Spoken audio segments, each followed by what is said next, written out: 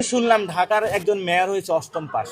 তা আমাকে পরে মুর্শিদে একজন বললো যে ইন্টার পাস যদি প্রধানমন্ত্রী হয় তাহলে অষ্টম পাস মেয়র হতে সমস্যা কোথায়? বুঝছেন সিলসিলাটা, বুঝছেন? এই যে হলো আমাদের অবস্থা।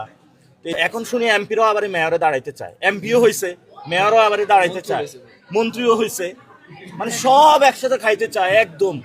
ওই যে ভরে না, যখন পেট ভরে না এগুলাকে, হ্যাঁ এগুলার আমরা খাওয়াইতে খাওয়াইতে একটা সময় পেট ফাইটা যাবে এগুলো। যেটা ইলেকশন, এটা তো ইলেকশন হয় না, সিলেকশন হয়েছে। কি করে? এটা হলো ভাগ বটোয়ারা, যে তুই দাঁড়াইতে পারস নাই, তুই ঢাকা 15 হাইরা গেছিস, তোরা এক জায়গায় দিয়ে দিচ্ছে, আরেক জায়গায় একজনকে দিয়ে দিচ্ছে। তা আমি জন্য বলবো যারা মেয়র হয়েছে, এটা কোনো প্রক্রিয়া না। আমরা ভোট দিতে চাই, ভোটের মধ্য দিয়ে যে মেয়র হবে,